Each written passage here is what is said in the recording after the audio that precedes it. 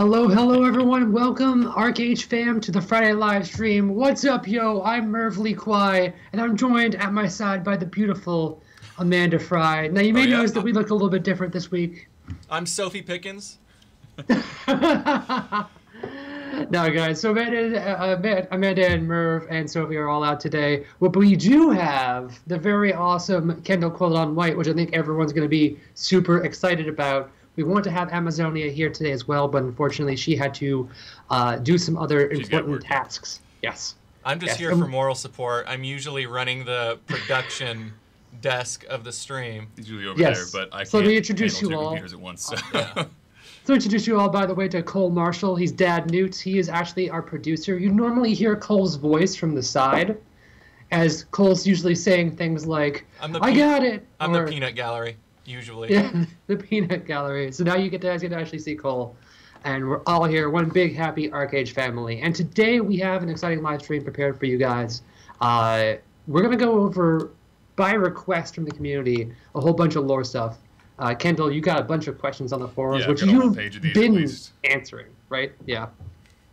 Like we just have a train of questions, and we're also going to be showing off today the upcoming Cherry Blossom Festival, which is happening starting on March 8th, and it's going to continue to March 22nd, and that's in UTC time, not in PST time, UTC time. So that means it's going to happen midday on March. Yeah, sometime in the evening 7th. Of the 7th, depending on what zone you're in. Yeah.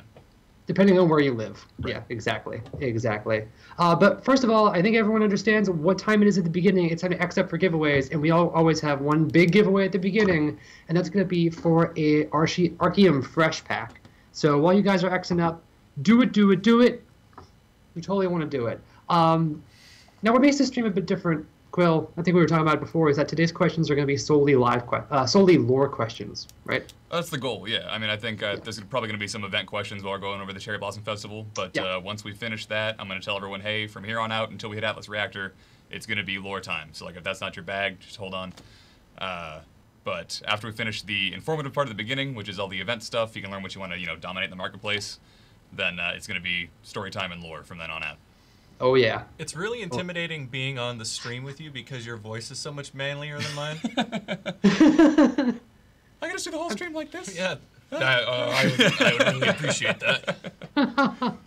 I mean, Kendall, you have one smooth voice. You have, like, the perfect voice. I still think you need to do, like, voiceovers on our videos. Just saying. I'd rather not. No! We do have limited time, though, so let's do whatever we're doing first and then get right on into it. Exactly. So let's do our first roll. I'm pulling up the roll machine right here. I'm doing it. Good luck, guys. This roll is, again, for an Archeum Fresh or Legacy pack. It is your choice on the server. We got Stop Smiling. Aw. What was that? Stop Smiling. Stop Smiling? Yep. Nice. So you are the winner of the pack. Whoever said chat isn't working, chat is working. Chat is absolutely working. We are watching chat, like, just scroll past right now. I probably won't see as much on chat because I'm going to be reading desperately and trying to talk to you while I drive around. But, I appear to be seeing people, so don't worry about it. If you have questions, just ask them. I will be toss them over to Quill as he's driving around. But let's jump in game. We're going to be on an internal testing environment today. We're not on live because we need to show the Cherry Blossom Festival, and that's not in live yet. So I hand it off to my main man, Quill. Quill, do it. All right, so the Cherry Blossom Festival takes place in Lutesong, and when you portal in, you should end up right in front of this intro NPC right here. And there is a lot of different quests in this region. They all have to do with this romantic festival. So we're going to start with the initial backstory here, and then we'll go on into all the different mechanics of the event. So the Cherry Blossom Lutesong Festival is to celebrate the tragic romance of the Empress Pavitra. Who was the character who basically united the Harani Empire, kind of a brutal, conquering queen type character. And after she'd murdered her way around and united this empire, she decided that she's going to settle down, and actually be with the one she loves.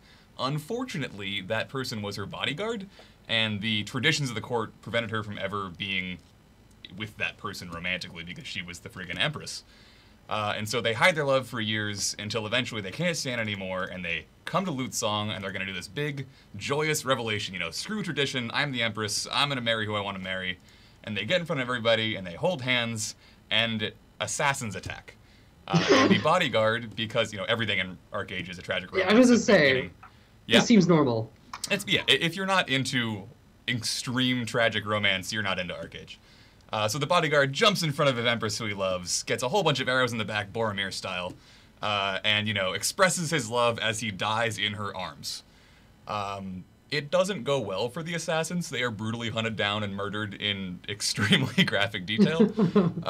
But this tragic romance catches the, you know, the hearts of the young people in the Hurani Empire. They all swarm into this region in support of this love that could not be.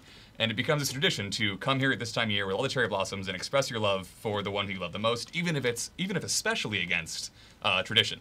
So, like, at the time, it might have been a Hurani and a Firin. These days, it could be like an elf and a human, or maybe two different opposing Nuyen families. But you come here, beautiful flowers, drink nice sake, and you say, totally love you, let's get hitched. So, that's the story. And the mechanics are pretty simple. This is your basic introduction. And we have a couple activities you can do here. So, the first one is, you'll notice there's cherry blossoms everywhere. Why am I invisible? Hold on a second. Can we alt-tab real quick? Yeah. We're going to make sure we're not wondering why you anymore. couldn't see me. We won't Awesome. see you. Dev cheats. Dev cheats. Alright, and I've still got speed mode on. Yeah, okay, cool. Let's do it. We're going back. Isabella83 says, who's cutting onions? That's So Quill. the character was created by Sock, so you'll notice that it's Nancy with pink hair, very themed. This isn't me. Okay, so we're going down to the first of these, kind of roughly in order of what you'd probably do when you got here. And you are sent to the fishmonger to collect delightful wine, which you can do. Her first quest is to actually plant a cherry tree sapling. So there's cherry trees friggin' everywhere. Let me GM hacks here real quick. All over the zone, but one of your quests is to actually plant another one. So there's going to be even more of these cherry trees because everyone should be planting them. And that'll complete one for 1 token. Once you go on back to the fishmonger. Fancy. And then she has the second part, which is Sweet Celebration, which is where you're picking cherries. Luckily, there's a bunch of cherries around, so I've already grabbed 3 from the bajillion cherry trees that players will have been planting. I can turn that in. That's another token there. These are all daily, by the way. Let's see. Let's do the next easy one. By the way, this is a here- brand new festival for ArcheAge, isn't it? Pardon? Yes, it is. Yeah. So we have Sweet Fruit Rice Wine, which is going to be localized to cherry rice wine. And this is worth another token per day. And what you're doing is you're gathering materials. Now, for those of you who like to dominate the auction house, the materials for this wine are going to be 30 rice and 15 orchard puree. Those aren't particularly hard to make, but if for some reason you're trying to take advantage of people's laziness, you could sell those. So we're going to craft one of those. This is the item that the kind of PvPers, so I know you're not necessarily into collectible decor items. The PvPers are going to want this because it gives you evasion, attack speed, and decreased cast time. Lasts 1 hour, and you should be able to make one of these per day. So you have just a cool PvP bonus if you participate in the event every day of the event. So you finish that, you get 3 for making it. That one is one time only. So you get 1 reward for drinking your first of the wines which you've made, which I can do now. That's the only one-time quest. So 3 tokens for doing this. After that, it's just 1 per day for making the wine. Makes sense. By the way, can you chop down the cherry trees that are being planted? You totally can. So actually, there's going to be another follow-up quest, which I appear to have already completed. And it is that there are going to be people who are just chopping down these cherry trees constantly because, you know, they don't like people to have cherry trees, I guess. I mean, people in chat have already said they don't like cherry trees Right. and they want to chop them. So there's actually, the quest to plant them is to counteract that. So yeah, that first quest, to plant the cherry trees, is to counteract people who are coming in and chopping down the trees. So there should be a constantly replenishing amount of cherry trees. If not, I'm sure you can get cherries maybe on the auction house from someone who has some sort of cherry farm selling cherries. Entirely up to you. All right, what do I have next here? We are going to do the next marketplace. I'm outta here. Auction house item here. So this is a quest to create the kind of festival clothing that happens along with this. It's actually 5 tokens per day, but it costs 50 fabric to do. So if you've got a line on fabric, you could also throw stacks 50 on there in the auction house, or people can grow their own, whatever you want to do. Don't have to be lazy.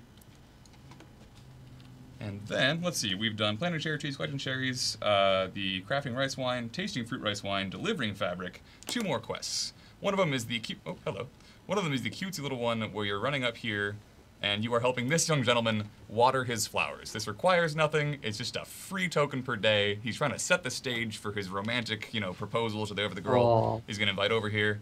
You literally just talk to him and water flowers. Super simple, free token. I'm not going to complete it because he can water his own damn flowers.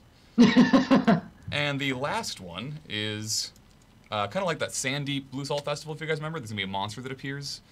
So this is the giant honeybee, attracted to all this wine and cherries and sweet fruits. And that should happen right up the hill here. Oh, good, he's here. So this will be called a gigantic honeybee, and if you defeat this, you can collect a token from the hive, and you turn that in also for 3 tokens. There's going to be an achievement where if you do that 10 times, it's worth more tokens, 20 times it's worth more tokens. In fact, let me open up our achievements here, just so we can go to General. Yeah, because we have all great achievements now. There we go. So, they're going to have different names here. Sorry, we couldn't hot load in time. But it's complete each of those basic quests 5 times. That's worth a token each. Honeybee Hunter times 10 is worth 3. Honeybee Hunter times 20 is worth 5. You get 1 each time you enter. 1 for entering the festival through the portal enough times. And then there's always that super one where if you do all the achievements, you get an extra little bit of tokens. There's also one here for crafting the Cherry Blossom Festival book decor, which is new. I'm actually super excited about it. That's the detailed version of that kind of short story I just told you. It's this whole elongated tragic romance of the Empress and her doomed love. So those are available over here at the Festival Gift Exchanger. Oops, sorry. So there's a number of things you can get here. It's all for tokens. You're actually pumping out quite a bit of tokens per day. If you do each thing once, that should be 12 per day plus 3 for that one-time quest. If you're insane and fight the bee all 3 times, it's up to 18 per day. Please don't do that. Sleep is important. And then you get up to 23 from the achievements. So you can get quite a few things. Times for the bee? I'm still disappointed that you didn't help that guy with his flowers. He can water flowers. He's next to a lake. You're he can a water terrible flowers all he wants. Cole, I'm by the Nancy, way, would you apparently. plant cherry trees, or would you chop down cherry trees? Pardon? Cole, would you plant cherry trees or chop them down? Would I plant them or chop them down? You could just troll the festival and try and chop them all down. Oh, yeah, absolutely. And especially if you were growing cherries to sell on the auction house, you're incentivized to chop all those trees down to stop other people from getting them for free. What's the female equivalent of wingman? Is it just wing lady? I have no idea. I've never had one. Okay, so the event rewards are this unique loot you can get, which is going to be called the Cherry Blossom Loot. It's got little cherry blossoms on it. It's a fully functional loot, restores health. You can get a little garland here, which is those kind of flower garlands. You might have seen some during the Holiday Festival. Some characters were wearing them. You can get a reflecting pool and trees that you can decor. I'm going to show you all these in a second here, actually. Different trees, which are worth 20, 20, and the pool is worth 30. Each painting is worth 10. You'll see these all in a second. A decorative version of the same loot. So you can't play this. This is just to show off on your house. Is 50. For some reason, the loots are very expensive. 50 for the real one, 50 for the decorative one. If you're into that, that's totally your choice. And then the book is 10, which you can also collect, put in your house, and read, just like all those other collectible books in the game. Let me run over and show you what all that looks like. And while you do that, I have a question from chat. And one of the questions is from Dracalis. Oh, hold on, I'm losing you real quick. Oh, what was that? No, you're good, you're good. Okay, say it again.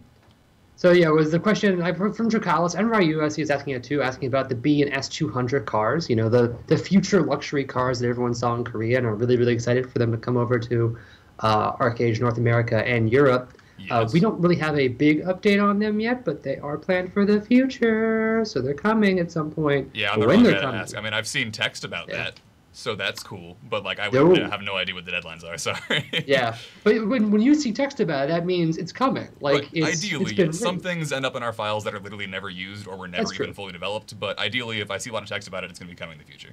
Okay, so this is your, still GM hacking. This is your reflecting pool. It looks very peaceful and nice. I was expecting you to kind of sit on the edge and meditate by it or something, but you literally just dunk your feet in it. So it's kind of weird that you do that to this decor item.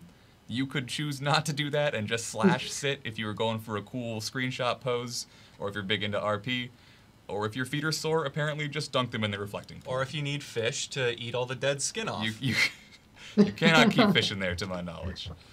All right, and then Sokka set up this lovely display house, I believe. Yes, she must have loved it.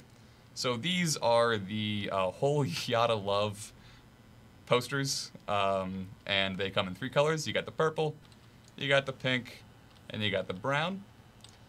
That is your display loot. Sorry, I'm bobbing my head out here. And then this is the collectible Cherry Blossom Festival book. Pretty standard opinion there. These are the different sizes of decor cherry tree. So this is the large, that is the small.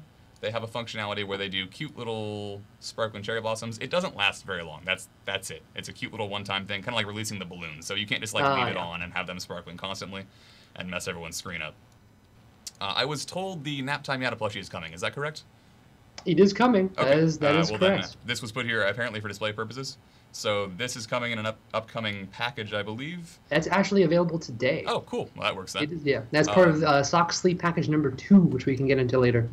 So which you you have the choose stuff to for. just sit on this and not use it as an actual mechanic, or it has the functionality where okay, must be clear mind. So if you've slept in a bed, you can get rid of that debuff with the nap on the plushie. So you can literally sleep in a bed so that you are clear mind, nap so you're no longer clear mind, and then sleep again. So it functions very much like the hot tub. Yes. You can use this to sleep twice in one day. Now, the important note of this: if you have the hot tub too, you can't double stack them. You can't. They share the same cooldown. I can no longer hear Celestra. Really? Yep. I can hear her. That's cool. Go again. That is bad. Nope. Oh, no. All right. Well, while they work on that, I will move on over here. Celestra, do you have anything else you need to cover before we move on to hardcore lore time? No, I mean, Cole, if you can communicate to cooldown to You seem actually to be open his having inventory. some unfortunate connection issues. I can hear you now. Okay. Oh, good. I'm not going to Wonderful. touch You can hear it. me now. So, as we said before, the Naptime Yada plushie over there, you can use it, but you cannot use it if you already have the hot tub. They share the same cooldown, as I was saying before. So it's the same cooldown for getting rid of the sleep timer. Yes, exactly. So you can't double stack those. And also, in your inventory, you should have the rest of the pajama set, because that has come out today in Sock Sleep package number 2. That is available both on Fresh and Legacy. So if you're on Fresh, you can now complete the rest of your Naptime set. I assume that's the Lullaby Pajama Bottoms and the Pajama Slippers, and I should That take is. off this outfit here. Wow, that's an interesting mix. Okay, so those are the disgustingly adorable slippers that are little lambs, apparently. And those are the bloomers, which are full-on pants when worn by a male, and are apparently short little things when worn by a female character. You should see them all in this weird house that's been made for me, which I'm supposed to visit. I'm going to go ahead and throw this costume back on, if that's an option. That's fine. You can do that. Oh, here we go. We got a model. Story time. Yeah, so, stop moving. Where are you? Come back. So is it time? I think it is. I mean, you're at the Storytime house, right? Yeah, so we're about to bust into the lore questions, and at that... Wow. Yeah. Okay. We had a little Uh-huh. fun. Oh, you got the books. That's cool. Okay. Yeah. Well... Please sit story time, down. apparently. So those are the pajamas. Let me close my inventory here. And that's a horrifying beard and helmet combo. That's a Leviathan helmet, right? That thing's red. So, one last mechanical thing to mention. Currently, that garland, the flower garland you could get... Oh, let me show it to you guys real quick. Get up. Get off the chair. And get off the costume. There we go. So that's the flower garland you can wear. It currently does not work on male Warborns, so do not get it until you hear from us that that bug has been fixed. We're working on it. It's already been sent in Excel. Remember, this isn't happening until the 8th, so there's some time for us to get this fixed before it goes live. All right. Costume back on. Back in the chair. So it is story time now. Right, so we are now finished with the all the ways you can abuse the auction house to control... Wow, that's a terrifying word. To control the event. We finished with the event information, so we are now going into lore questions and lore answers. If that's not your bag, just hold on. Atlas Reactor's next. If you do want to take part in this, stick around. We're going to do some lore. Stick around, jump in. If you have any questions that we're not covering, you can jump them in the chat. We'll see if we can answer them. Obviously, we can't answer everything, because the ArcheAge universe is super extensive, right? It's ridiculous. So, to give you an idea of how big the lore is, aside from the actual book series, which if you happen to speak Korean, you can go out and read, just the design team sent us 200 pages of lore at the very beginning, and we've been getting more ever since. So, for example, the Orchidna journals you can collect, which are those journals over there, the blue ones, you can get 10 of them. You get one each time you unlocked an Abyssal skill set. Those are about 30 pages of text, and that's just for that one storyline of Orchidna's story, which we can get to in a second. So yeah, there's an insane amount of lore in this game. We'll do what we can to cover it in whatever time we have left, which I believe is about 20 minutes, something like that. 20 minutes. Okay. We got 20 minutes to do this. 230 pages. You got it. 20 minutes. We got this. You read fast. We got this. All right. So the first question from the forums is, why is there this sudden appearance? By the way, for everyone's if everyone's wondering why this group is so motley, we might have had an internal competition to see who could create the craziest characters. Oh, is that someone's submission for the internal character It might contest? be. I bet you it probably is. I gotcha. I have to still make mine. I'm still excited about it. But let's get to the first question, which is, why the sudden appearance of the Warborn and Dwarves after all this time? Like, literally, it's been 2 real-time years, and they have been hidden from us? Yeah, so I answered this one, I think, briefly on the forums, but not everyone here reads the forums, obviously, or tracks me randomly. So it is kind of weird that we haven't seen the Dwarves or the Warborn all this time, and aside from just, they weren't designed yet concerns, there actually is some lore explanation for why that would happen. So we've actually already seen Dwarves scarce in Nuya. So you could see Dwarves in Dewstone. There was actually a whole quest line where you were fighting rebel Dwarves who were selling golems to, like, a illegal highest bidder. There are some Dwarves in White Arden. There's the Dwarves that you did see before they were released as a playable race were all kind of clustered around the base of White Arden, the mountains in White Arden. And that is because their homeland, as you now know, is up in those mountains. But the reason they didn't really come down a lot often is they kind of had everything there already. They have better tech than we do. They have access to the only mail system on the planet. They basically control the Owl postal system. And they don't really appreciate quote-unquote lowlanders. You actually get called a lowland dwarf one time in the campaign because you don't know anything about what's happening. And so they assume you're some stupid dwarf who was raised down, not in the mountains and doesn't know anything about dwarf culture. So they don't necessarily seem racist, but they're pretty isolationist. They have no real need to go down to the lowlands and trade with us. The Iron Road, which is that main road up from White Arden into Aubrey Cradle, is their main source of trade. They seem to sell metal, but no tech. The one big crime you see a dwarf commit outside of those lands is sell that golem technology to criminals, and they literally get murdered for it. So they seem pretty protective of their technology. So that's why I don't see much of the dwarves. The Warborn is actually much simpler.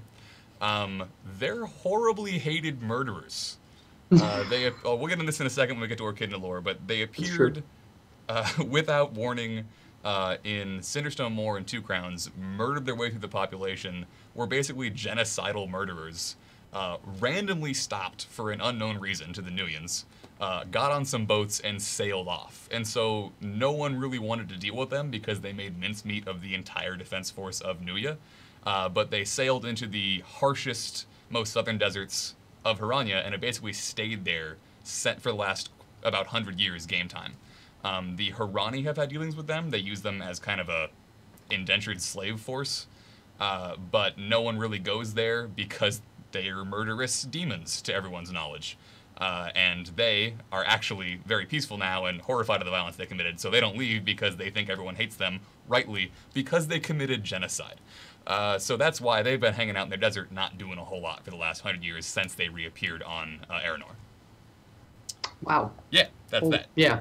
Now, one of the questions we actually got from chat while you were talking was, have these two races been in Auroria? So it sounds like the Warborn were never in Auroria, but were the dwarves? Well, there are a group of dwarves in Auroria already, and that would be the Aelborn. Right. They are attacking the fortress constantly. Those are never really addressed by any of the leaders you meet in Aubrey Cradle or in the fortress, and it seems that they're an entirely disconnected group. They seem to have a very different idea of what Shadagon wanted, and they want to take over all of the resources of Diamond Shores for themselves.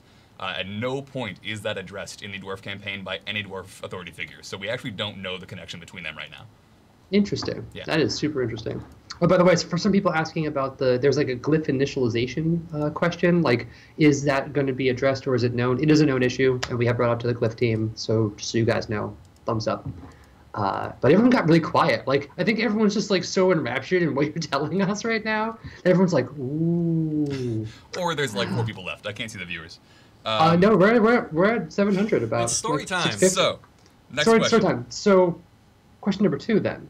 Why is Echidna the queen ruling over the Warborn, and what is the deal with her slithering snakes? Yes. Again, this is part of the same conversation, I think, and I could briefly answer it. I can answer it better now. So I literally can't cover the 30 pages of that in this brief conversation. Hi. But remember that for activating your abyssal skill set, so get any skill set to 55, and you can go to Burnt Castle and activate your skill set for 1 snowflake, and that gets you one of those books. So 10 skill sets, 10 snowflakes. You can get the entire 30-page story of Echidna from her childhood all the way up to what we're going to talk about in a second. So I'm going to cover it briefly, but I can't possibly do the whole thing. So here we go. Echidna is the sister of Caprosa. Caprosa is the patron of the Vitalism skill tree. She is also the Winter Maiden. She's worshipped in that aspect also. They were both born in the northern kingdom of Dyer, which you read a little bit about in the Bloody Biskia histories. They're the kingdom that they were at war with. So these sisters are both born there. They're pretty mistreated because they're actually the daughters of an outcast mage named Raven, which they cleverly spelled A-E. So Raven is this hated mage. He performed all sorts of weird experiments. He's feared by the nobility and the commoners alike. He's outcast, leaving his Caprosa, his oldest daughter, there by herself. And then a couple years later, he just mails Echidna to the castle. Like, yo, I don't want this kid anymore. Take care of it for me. No one wants to take care of weird experimental child Echidna, and so Caprosa takes care of her as best she can. So they're kind of raising themselves, hated by everyone, in Fir Castle, this place in northern Dyer, or in Dyer. And eventually they decide, we can't stand here anymore, and so they take off, they run away, they go to Delphinat, which is where you would go if you want to study magic, because both of them, weirdly, as the daughter has been an incredibly powerful evil sorcerer, have magic powers. And so they are training in magic there as best they can, when for some reason they are kicked out inexplicably. The Archmage Alexander, the head of the Ionod Library, says, I can't train you, you've been tainted by evil magic, which weirds everybody out, and they start researching why this would possibly be the case. And it turns out that he suspects that Raven, who is worshipping the Akash, this ancient evil race, has somehow tainted Echidna and possibly even Caprosa with the Akash's power. And to give any amount of power to the Akash is something the Archmage Alexander absolutely will not do. So he basically says, screw you guys, you can't come to the Ionad Library, we're not teaching you nothing, you're too dangerous to touch. Which is kind of the only time that's ever happened, to my knowledge. So we have these outcast daughters who are becoming more and more powerful in magic, completely cut off from any sorts of education. And they are thrown in with this illegal street gang called the Shadowhawks, which involves Taiyang and Jean, who later on becomes Kyrios. And so they go on adventures together, they kind of bond as this group, and through things I can't exactly cover all in one sentence, they eventually decide that they're going to go investigate the origins of this Akash, this weird experiment that Raven's been doing, to find out exactly what has been done to Echidna. And so that is one of the reasons that they go. Each person of the 12 heroes who eventually goes on this adventure has their own reason for doing so, but the initial impetus basically is, wow, what the heck happened to Echidna? Let's try and find out. And throughout this adventure, it is slowly revealed that Echidna, which you can read in these books, is constantly hearing the whispering voices of the Akash in her mind. She's basically 100% crazy. She herself is almost entirely amoral. She does not care about anything except for protecting Caprosa, and she's constantly hearing the voices of a murderous ancient race in her head, literally from birth. So she's not doing so hot on the sanity scale. And she also has some of the most powerful psychic magic to ever exist in the lore of ArcheAge. So she regularly does things like, you endangered my sister, go ahead and kill yourself now. And that happens, as is detailed in the books you can collect. So things aren't going well for her. But what she does have, which she learns over the course of the adventures, is the ability to basically unlock anything, tear open any prison, rip open any portal, access any dimension. She's kind of like an interdimensional skeleton key. And it seems like she was designed to be that by Raven for a very particular purpose, because the Akash, this ancient evil race that you've heard about in almost every high-end lore story in the game, are trying to break back out of the abyss where they've been imprisoned into Aranor. And they need a key to do so. And Echidna is that key. So they've been whispering to her entire life, trying to get her to become their queen, to free them and lead them back to their conquest of Aranor. And the story of Orchidna is the story of trying to resist that temptation and not lose herself entirely to the Akash, because she refuses to give up her connection to Caprosa, who she loves dearly. It's literally the only thing she loves dearly, is her sister Caprosa. So they reach the garden, which is guarded by, of course, some crazy, amazing door, which you shouldn't be able to open at all, which you see in the intro cinematic, where they kind of go down into that crater and they're touching this door. And that little blonde girl that just boops it and it opens right up, that's Orchidna, because she can open goddamn anything. And that's her power. She busts it open, they walk in, they think, oh man, we finally figured it out, you know, we found the origin of all this power. And Orchidna, through something you can read about, is immediately trapped on this chair, the Gatekeeper's throne. So after going through all this adventure to try to figure out her origins, to try to free herself from the Akash, she is actually imprisoned on this chair which she cannot escape. And that's terrible for her. So the other 11 adventurers go, oh my god, you know, this really sucks. Why don't we go into this magic garden place right here and try and figure out a way to free you? So they go. Sorry, it's going long here, guys. So they go into the magic garden. And they don't know that inside this magic garden, which is basically the source of all magic in Aranor, there's this huge time distortion effect going on. So they spend, you know, a couple hours, a couple days in there. It's hundreds of years over the course of this time. So Orchidna, remember, who is struggling with sanity to begin with, who only has one thing, where's my hand? One thing keeping her sane, which is her love for her sister, who would never abandon her, is entirely abandoned for hundreds of years by her sister. And that doesn't go well for her. So the girl who is already half insane and has voices whispering to her constantly is trapped in a room alone with those voices for hundreds of years. She goes completely insane and decides that the world has betrayed her and screw the world, I'm done with it. And then these adventurers finally come back and they go, oh my god, you know, what happened? We're so sorry. And the deal is no one can get off the throne until someone else takes their place. So Caprosa, the emblem of vitalism, the loving sister, says, I'll totally take your place after other stuff happens, but this is the way she's eventually freed. I'll totally take your place, and she becomes the gatekeeper. And Orchidna just beelines out of there. We never see her again in the background lore story. She's gone. So that is how Orchidna escapes the throne. That is where Caprosa is now. And that is the really, really brief version of the expedition of the 12. So I think it answers a lot of people's questions, right. like, especially with Caprosa, because you always hear, like, you always wonder where Caprosa is, because she's mentioned so frequently, and people have her costume as being, you know, worshipped in the aspect of the Winter Maiden. Yep. So she's really been just trapped on this throne in place of Orchidna. She's like really the martyr of the series. I mean, well, Iana's the martyr because she becomes Nui. But Caprosa is the love interest of Kyrios. She's the sister of Orchidna, and she's actually the current, to our knowledge, immortal gatekeeper somewhere in the garden, wherever that is. Some of you have already had ideas about that. We share that concept. So, Warborn. Skip ahead to almost modern day, about 100 years ago. Orchidna's been running around doing God knows what, with her ability to unlock friggin' anything. She has fallen in with the demons, who are this kind of ephemeral, bodiless shadow race. And they basically live to wreak havoc on Aranor. They can't do anything by themselves. They basically need hosts. They need puppets. And they go, hey, Orchidna, crazy lady who we worship and make feel good, do you want to maybe find us some soldiers? Because we found this ancient race called the Nuons that have been trapped in this prison for a couple thousand years. And if you just let them go, we'll, you know, corrupt them into demon soldiers and have some fun in Cinderstone and Two Crowns. It'll be great. You'll love it. And so she goes, sure, I hate the world. And she unleashes the Nuons from their prison. The demons corrupt them into the Warborn, actually into the Ravagers, and they do their whole attack. So the Nuons, who are now the Warborn, reborn as this very warlike race, treat Orchidna as their mother. She is the one that freed them from literally eternal imprisonment, which seems to happen a lot in ArcheAge. You can get imprisoned for anything. And so she freed them and gave them a new life. So even though they were corrupted by the demons and they recognize that, they still view her as their mother. They really wouldn't exist without her. So they worship her as this kind of distant, almost cruel mother figure that released them from their imprisonment. Is about the answer to that question. What's next? You know what? People in chat were actually asking about Anthalon. And we have a few Anthalon questions, which is like, who is, or rather was Anthalon? What's his origin story? And why does he exactly want to conquer all of Aranor? So let's talk about Anthelon. Yeah, so Anthelon's a weird one. He exists at the time when the 12 adventurers are still regular folk. I mean, except for Echidna, who was always an insane demigod, basically. And so he's the one who worked for the king of Ethereum. This is the Ethereum is the kingdom where Jean comes from, who later becomes Kyrios, the god of destruction.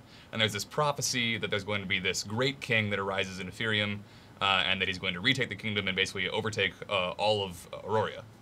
And Anthelon says, that's sweet, I super want to be a part of that. I'm going to find this kid, corrupt him, raise as my own, and I'll be, you know, kind of like the Grand Vizier of this whole enterprise, while whoever this god king is does all the work for me.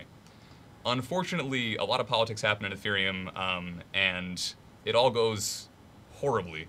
And Jean refuses to be the Prince of Ethereum because there's so much corruption and murder and assassination and intrigue going on. And he basically takes off, which is terrible for Anthelon because he's lost his puppet king, or his puppet prince at that point. And Jean takes off to go to Delphinad to run away. And he meets up with Tyang and becomes this kind of criminal back alley kingpin that you see going on. Whole cool story there. And they go on their adventure. They go to the garden. They go in there for hundreds of years. They come back out at different times. So depending on when you left, because there's time distortion, if you left, you know, a day before your friend, you left a couple hundred years before your friend. So Jean comes out, and the world has changed because it's been hundreds of years. His kingdom is a fraction of what it was. Everyone he knows and loved is dead. All the friends that he saw in the garden aren't there anymore. There's a crazy Echidna on the throne, which he isn't going to take the place of because he's not that much of a martyr. And he goes back to Ethereum and wanders through the ruins of basically his previous kingdom going, what the heck happened? And there is one dude, this evil necromancer, who has somehow kept himself alive all this time. And it's friggin' Anthelon, and he's still on this power trip. And so he's basically been imprisoned for being a necromancer. And Jean says, oh man, you're the one guy I know who's still alive. Everything you say makes sense. I should restore my kingdom. Let's totally do this.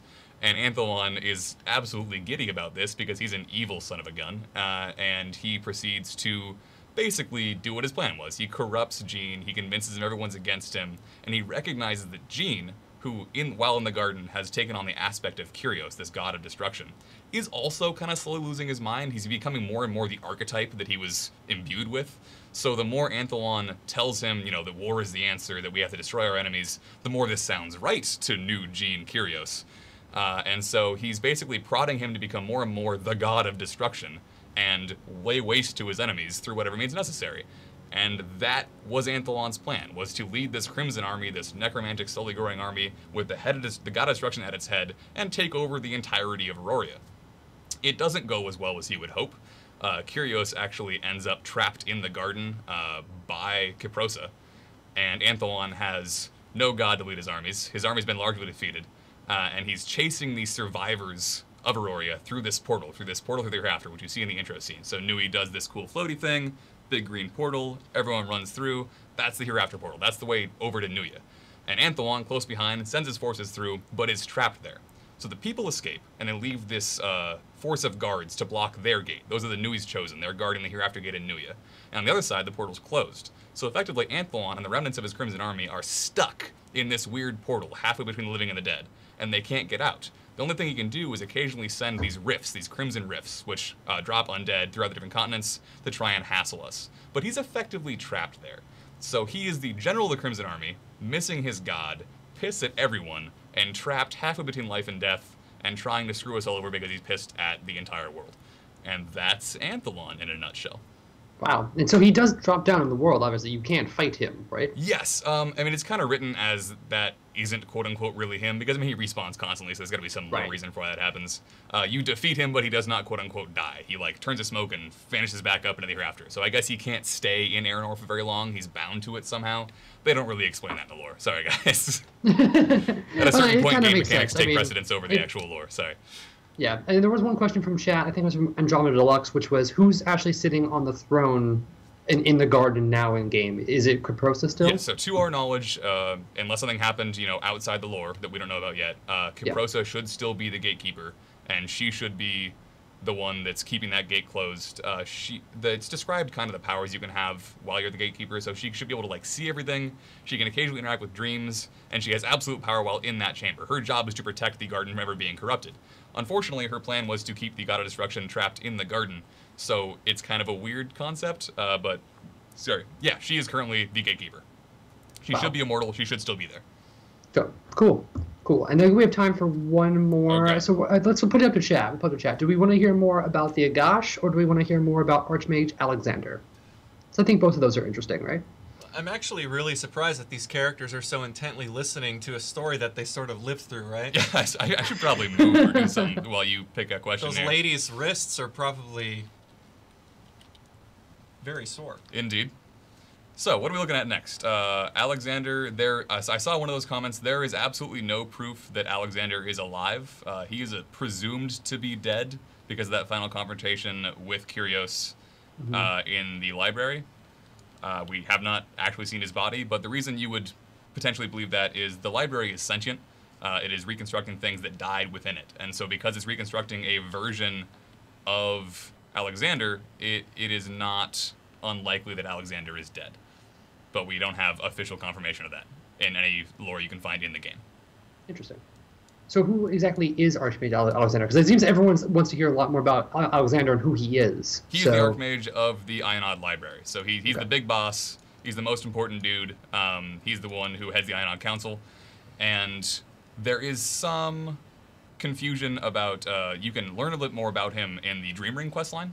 So there's this thing you can do where you find the ring, which is made by Archmage Alexander, and he basically makes a ring planning on Auroria falling. So it's the library is under attack. He's seen this in visions, and he plans on Auroria falling, and he makes a ring so that future heroes can actually come back and help reclaim Auroria if they are quote-unquote worthy. So you can learn a bit more about him that way. But one of the steps in that Dream Ring questline is this really weird story about a wizard king who has a daughter whose heart is frozen as ice, and that gem is the gem of the Dream Ring. It seems like that could almost be Alexander, but that whole story is literally nulled by Lucius when you meet him. So you've learned a little about this, you meet Lucius, and you go, oh man, I know the story of the ring, it's this Wizard King guy. And he goes, nah, that's nonsense. Multiple people have had the ring, there's been kings and cutthroats. The real owner of the ring is Archmage Alexander way back in the day, and here's his backstory.